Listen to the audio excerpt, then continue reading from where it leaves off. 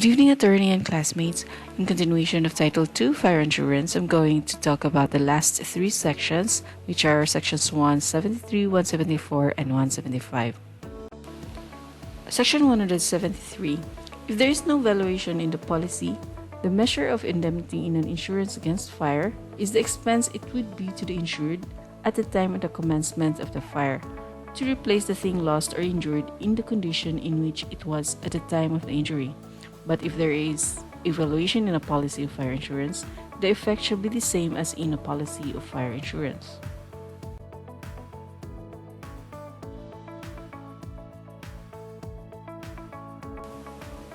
This section talks about the measure of indemnity in case of open or invalid policy and in case of valid policy. Now, in case of open or invalid policy, the measure of indemnity in fire insurance is the expense it would be to the insured to replace the thing lost or insured in the condition in which it was at the time of the injury.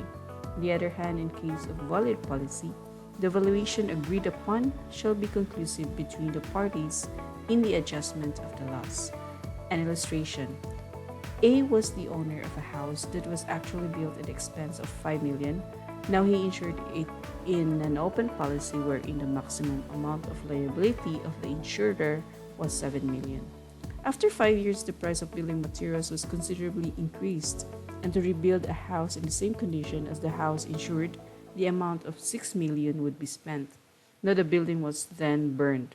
The insurer is liable for 6 million and not only 5 million, since to rebuild the house it would cost 6 million. Section 174. Whenever the insured desires to have a valuation named in his policy, insuring any building or structure against fire, he may require such building or structure to be examined by an independent appraiser, and the value of the insured's interest therein may then be fixed as between the insurer and the insured. The cost of such examination shall be paid for by the insured. A clause shall be inserted in such policy stating substantially that the value of the insured's interest in such building or structure has been thus fixed. In the absence of any change increasing the risk without the consent of the insurer or of fraud on the part of the insured, then in case of a total loss under such policy, the whole amount so insured upon the insured's interest in such building or structure, as stated in the policy upon which the insurers have received a premium, shall be paid, and in case of a partial loss, the full amount of the partial loss shall be so paid, and in case there are two or more policies covering the insured's interest therein, each policy shall contribute pro rata to the payment of such whole or partial loss.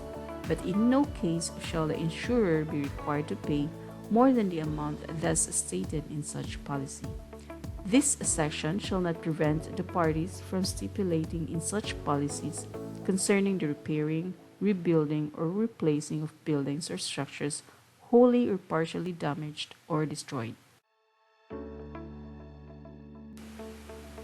Section 174 further elaborates the insurer's liability in valid policy, provided that those three mentioned are present.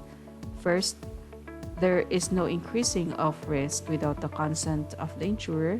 Second, there is no fraud on the part of the insured. And third, the insurer received the premium. Then, when there is a total loss, the whole amount so insured shall be paid by the insurer, and in case of partial loss, the full amount of the partial loss shall be paid by the insurer. However, in fire insurance, the parties may validly agree on the application of co-insurance. And whenever co-insurance is provided in the fire insurance policy, the loss shall be ratably distributed between the insured and the insurer with the following formula: loss at the time of the loss or the extent of the damage divided by the value of the insured at the time of the loss times the insurance stated in the insurance policy equals the insurer's liability. Option to rebuild plus. The law expressly allows the parties to agree on the repairing, rebuilding, or replacing of the buildings or structures wholly or partially damaged or destroyed, instead of the payment of the value of the loss. Whenever option to rebuild is stipulated, the insurer may either pay the amount of the loss or rebuild the building damage. But the insurer must give notice of the election because otherwise, it must pay the amount of the loss. Section 175. No policy of fire insurance shall be pledged, hypothecated, or transferred to any person, firm, or company who acts as agent for or otherwise represents the issuing company. And any such pledge, hypothecation, or transfer hereafter made shall be void and of no effect in so far as it may affect other creditors of the insured. So we already know that one of the characteristics of an insurance is that it is a personal contract, so it cannot be transferred.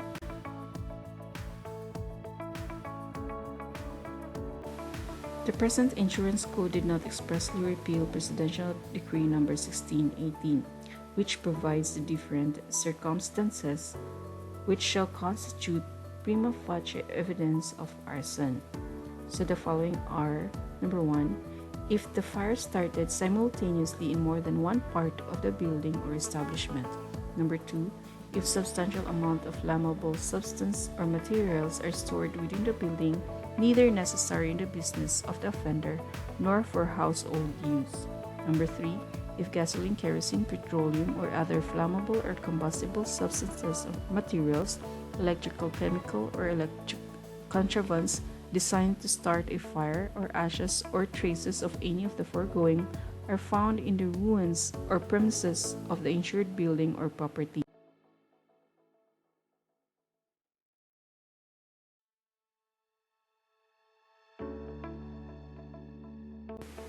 Number 4, if the building or property is insured for substantially more than its actual value at the time of the issuance of the policy.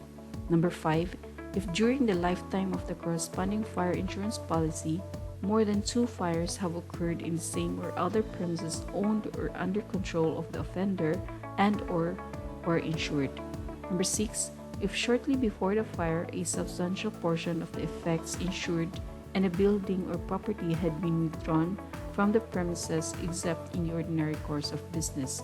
And last, number 7, if a demand for money or other valuable consideration was made before the fire in exchange for the desistance of the offender or for the safety of the person or property of the victim. That would be all for Title II Fire Insurance. Thank you for listening and good evening.